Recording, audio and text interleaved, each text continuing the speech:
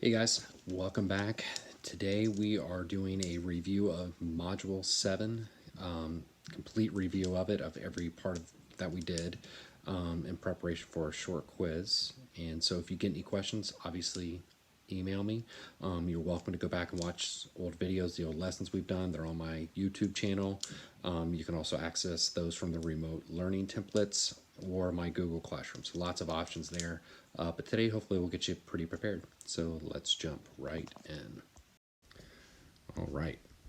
So from lesson 2, the first thing we have here is it says, place the following list of numbers in their approximate locations on the number line. So we are going to find the square roots of each one of these numbers and put them on this number line here. Now, before I do that, I want to point out that you should know which order your answer should go in immediately. Since all of these are the square root, I can look at the numbers on the inside and know that this 12 there is the smallest, so that should be placed the furthest to the left somewhere. It's the least. Then the next smallest number is that 18. Then after 18 is 23. After 23 is 27, then 32, then 50. Also, keeping track of a couple things here is I know the square root of 36 is close to this, and I know the square root of 36 is 6.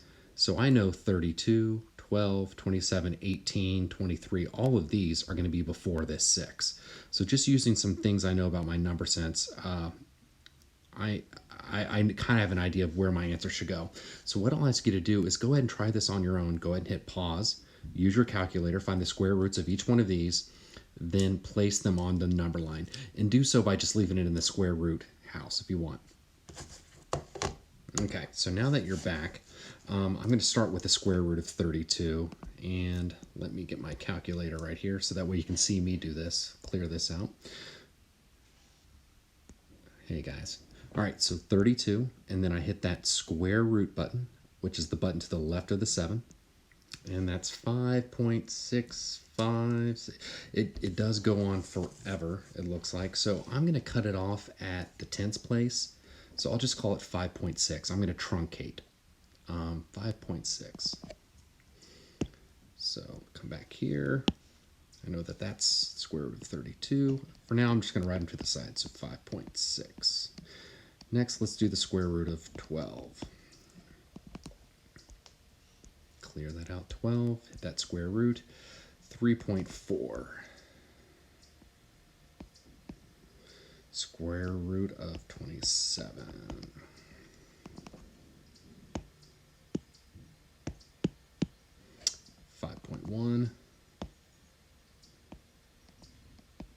Square root of 18.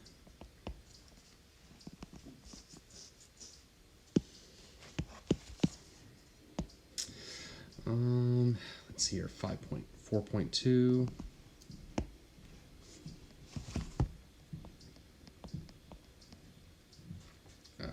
Square root of 23.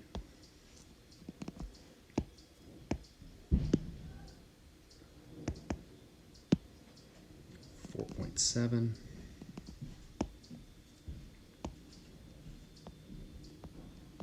And finally, if I can fit it on there, the square root of 50. Looks like I'll be able to just sneak that in.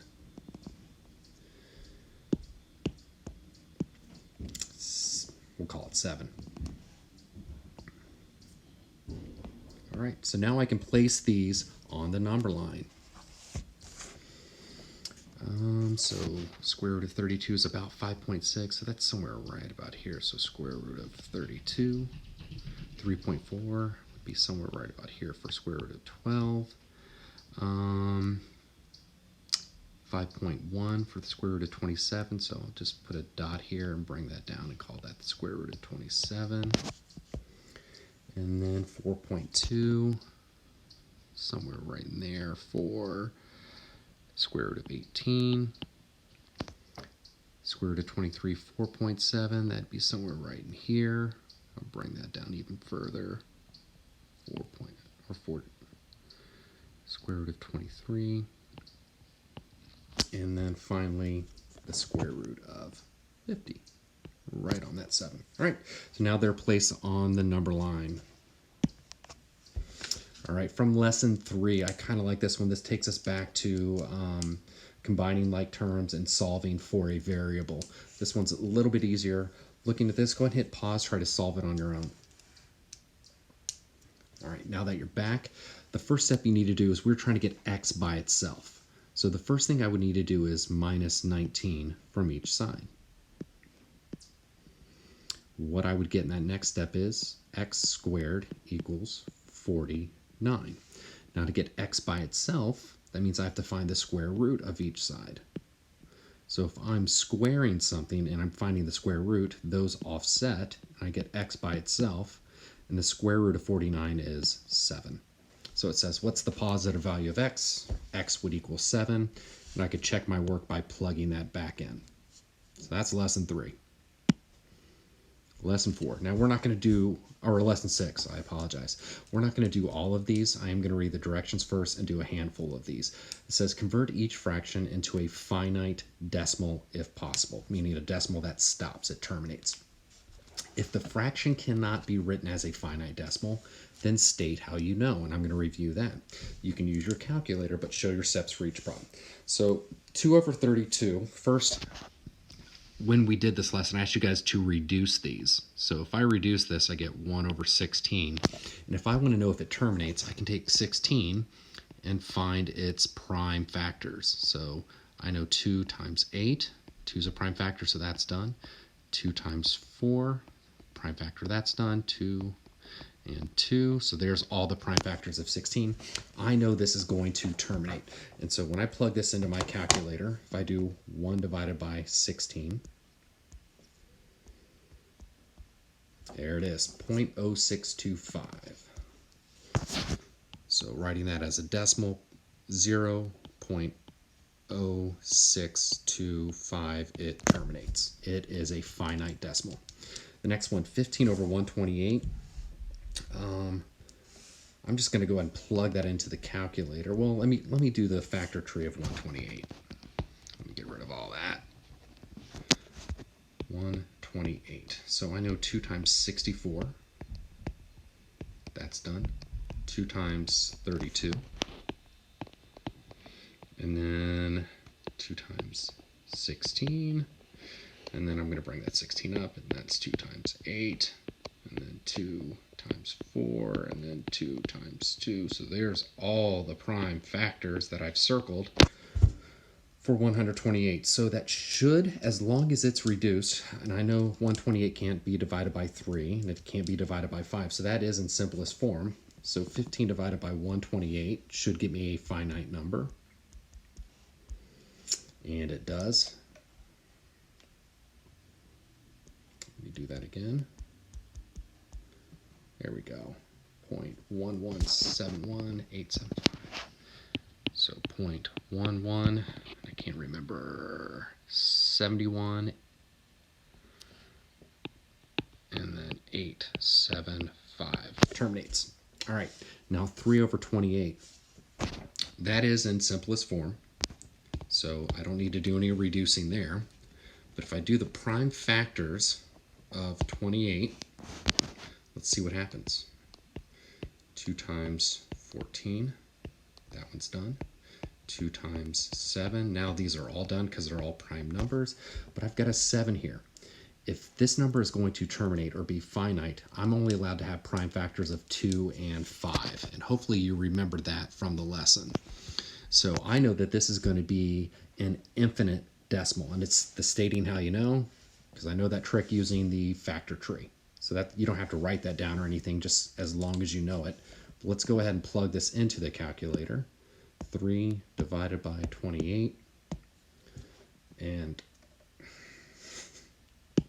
3 divided by 28,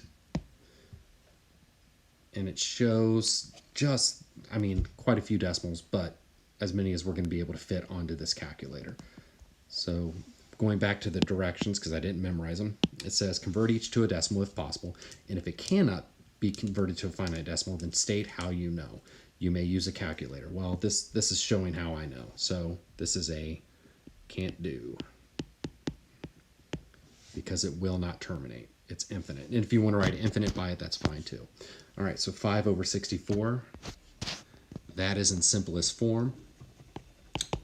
doing the prime factors of 64 as quickly as I can. 2, 32, 2, 16, 2, 8, 2, 4, 2, and 2. And I could circle all these real quick. These are all the prime factors of 64. So it will terminate, and that's just going to be 5 divided by 64. And there it is, 0.078125.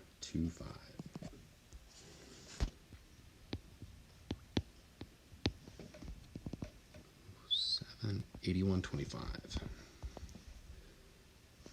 Wait a second. Yeah. All right. 199 and 250. I am not sure if that is in simplest form. 1 plus 9 is 10 plus 9 is, so it can't be divided by 3. 5 won't work. Since 199 is odd, no even numbers work. So I'm going to go ahead and assume this is in simplest form. I would need to find the prime factors of 250. Well, I know this would be 25 times 10. And if I find the prime factors of this, it actually goes faster than what you would imagine. So there's the prime factors of 250. Okay, and those are 2s and 5s, so I should be good. So if I go to the calculator and I do 199 divided by 250, this should terminate. And there we go. It does. 0.796. I'm not going to do 2 through 10. You can do those on your own and check, but hopefully this has been a good refresher on lesson 6. Lesson 7. Okay, I've already went and filled in the points on the number line. This one says first, write the expanded form of the decimal 625 thousandths using powers of 10. So a reminder about that, to write that in expanded form, this is how you do this part A first. Okay, and if you want, pause it. Each time you can pause it, test it out, then check it with me. The first thing I would do is 6 tenths, because the 6 is in the tenths place, plus 2 over 10 to the second power, because that's 2 thousandths, plus 5 over 10 to the third power, because it's in the thousandths place. So that's it in expanded form. Now, I'm going to use a different color just to mix. Actually, let's use red. For part B, it says place it on the number line. Well, on the first part, it's broken. This first part here, it's broken up into tenths. So if I had to place this on the number line, it's going to go right here. But then from there, we're using that to expand it. And once I know, since it is 0.625, I know it's going to be between 0.6 and 0.7. So my 0.6 came down here, my 0.7 came to the end over here, and I filled in the other places, 0.61, 0.62, 0.63, and so on. So the next part it would fall on is that 0.62 right here. But my number did not stop. It's in the thousandths place, so then I list all the thousandths, I shouldn't say all the thousandths, but the whole thousandths between 0.620 and 0.630 over here. And since it's 0.625, it goes, let's see here, 1, 2, 3, 4, right here. So hopefully you remember that from our lesson 7. All right. Or wait, I bet this next one that says lesson 7. This is actually lesson 8 right here. Okay. So I can fix that in a moment. Let's just go ahead and fix it now. Boom. All right. This says write the decimal expansion of 7,000 divided by 9 as an infinitely long repeating decimal. So it's already telling you it's going to repeat forever, and that should make sense because it's in simplest form and the prime factors of 9 are 3 and 3. And so those aren't 2s and 5s, so I know it will go on forever. But when I do 7,000 divided by 9, that gets me 777.7 repeating. So that's my answer there. 777.7 repeating forever. That's it. That's my answer to it. All right. This one here says two irrational numbers, x and y, have infinite decimal expansions, meaning they go on forever. There's the first number, and that is representing x. And then there's a second number that would go on forever, and that one's representing y. Part A says, explain why 0.33 is an approximation for x. Well, going back up to x, 0.33 is okay if you're talking about truncating. You're cutting off everything else and forgetting what's behind it. And then it says, y is 0.97 okay for y? Well, again, I'm truncating. I'm cutting off the complete back of it. I'm just going to use the hundredths place for that number for the y. Part B says, using approximations from Part A, so I'm going to use 0.33, and I'm going to use 0.97 for y. I should put an x there. I'll put a y there. It says, what's the approximate value for 2x outside of y plus 1? Well, let's go ahead and replace our x and y's with the numbers they told us. So when I'm doing B, I know that's going to be 2 multiplied by 0.33 outside of 0.97 plus 1. All right, so following my order of operations, I'm going to do the parentheses first. So this would get me an answer of 1.97. All right, and all of these can be multiplied together. So 2 times 0.33 gets me 0.66. And then I will take that times 1.97.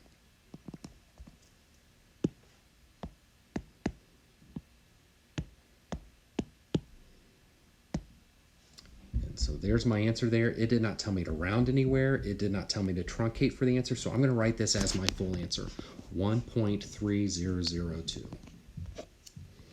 So I'm just going to put it here as 1.3002. That's my answer for B. Use a different color for C. C says repeat part B, but this time with errors less than 10 to the 1 over 10 to the 6 power. What that means is I've got to use 6 digits to the right of the decimal for it. So 1, 2, 3, 4, 5, 6. I can cut off that last one there. For here, 1, 2, 3, 4, 5, 6. Cut off that 2 here, and that's what I'm going to plug in for my x and my y.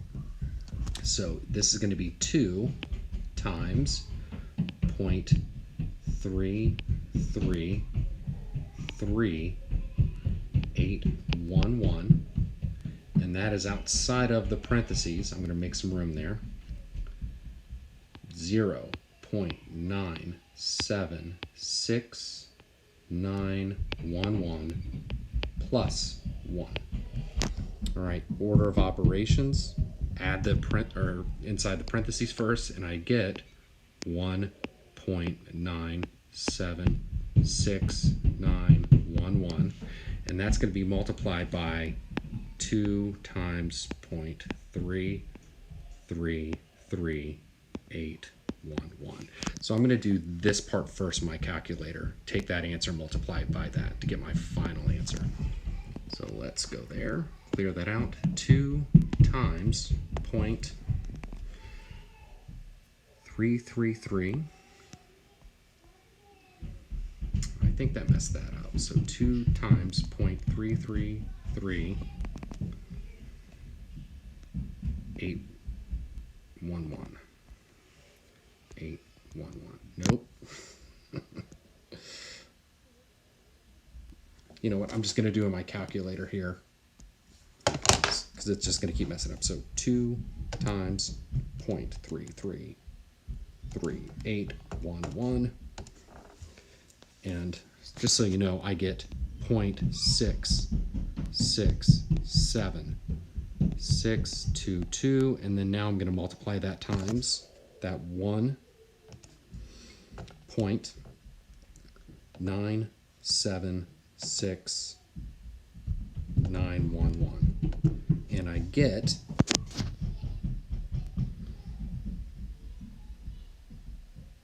1.31982926. And since they didn't tell me to round it or truncate it, that is going to be my final answer for that. All right.